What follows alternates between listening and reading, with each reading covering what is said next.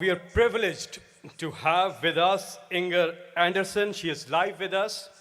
She has years and years of experience in the areas of agriculture, environmental management, biodiversity conservation, climate change, energy, water resources management, and hydro diplomacy.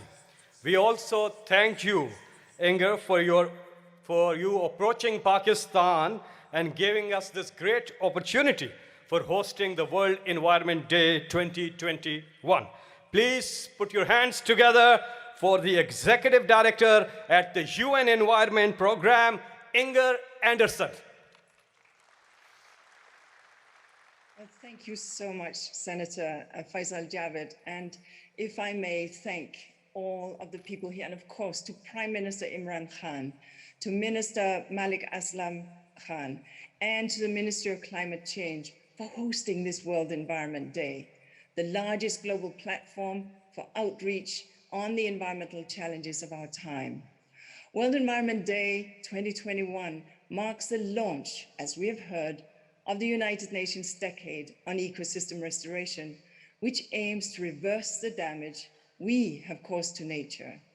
We must spare no effort to make this decade on ecosystem restoration a success, because we must stabilize the climate, we must protect nature, and we must stem pollution to create a world where the Sustainable Development Goals thrive. Restoring ecosystems is a remarkable solution. It slows climate change. It brings back lost biodiversity. It creates productive land for agriculture. It provides jobs, restores nature's buffers against zoonotic diseases and pandemics, and helps vulnerable communities adapt to the changing climate. But restoration alone won't solve all our problems. We must stop further ecosystem destruction. But how do we do this? By reforming agriculture, by changing how we build our cities, by decarbonizing our economies, and by moving to circular economic models. Restoration as a quick acting solution can buy us time to make these larger transformations. And that is why the Decade for Ecosystem Restoration aims to prevent, to halt, and to reverse the loss of ecosystems. Momentum is growing. We now have commitments to restore 1 billion hectares of land, about half of all that is degraded. And Pakistan is showing us the way. The Prime Minister recently planted the 1 billionth tree of the 10 billion tree tsunami. Bravo to all. I'm also very encouraged by a new and innovative program to swap debt for commitments to achieve conservation targets. And laudable is also the decision to halt the approval of new coal power plants and to pivot to renewables. As climate change is a key driver of desertification and ecosystem degradation, such a move is great news for nature. The task now for Pakistan and for all nations is to build on this momentum and deliver on all our commitments. But how do we get there? Well, allow me to put 4 points that should be on our priority list. First, we need to get the finance flowing. To meet the climate, biodiversity, and land degradation targets, financial flows to nature-based solutions must triple by 2030 and increase fourfold by 2050. So governments must allocate funds to restoration in the COVID-19 recovery packages that parliaments across the world are passing right now. Businesses, banks, investors, and insurers must reform their operations and their financial flows to restore the natural world. A key step is to start using the inclusive wealth measure of growth. Such an approach measures natural capital alongside human and produced capital.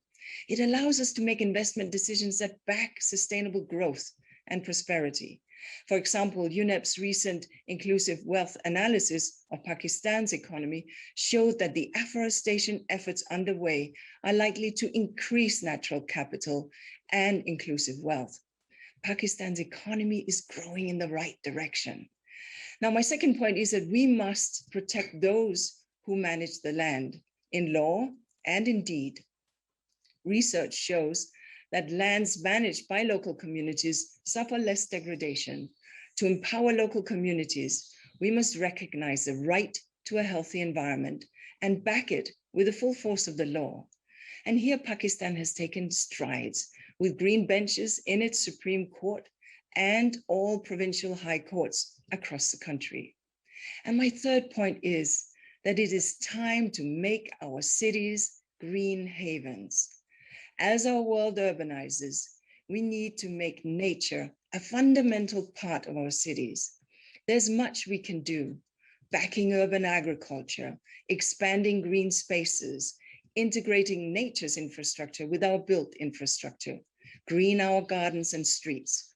This will deliver enormous benefits to city life, including natural cooling, cleaner air, food security, and healthier people and happier kids.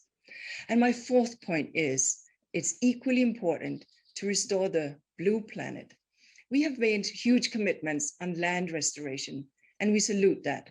But our marine and coastal ecosystems are also in trouble, and we need to see a massive increase in restoration commitments globally on marine and coastal ecosystems with backing from donors. So friends, excellencies, if we work hard in these 4 areas to get finance flows in tune with nature, to protect those who manage the land, to make our cities green, and to restore the blue planet, we will heal nature. We will slow climate change. We will feed the world. We will protect vulnerable communities. We will reduce pandemic risks. And we will, in essence, make everybody's lives better. Thank you again to Pakistan for your efforts. I encourage Pakistan now to keep delivering on your ambitious commitments. And I encourage all other nations to follow Pakistan's leadership and make this decade a roaring success. Thank you.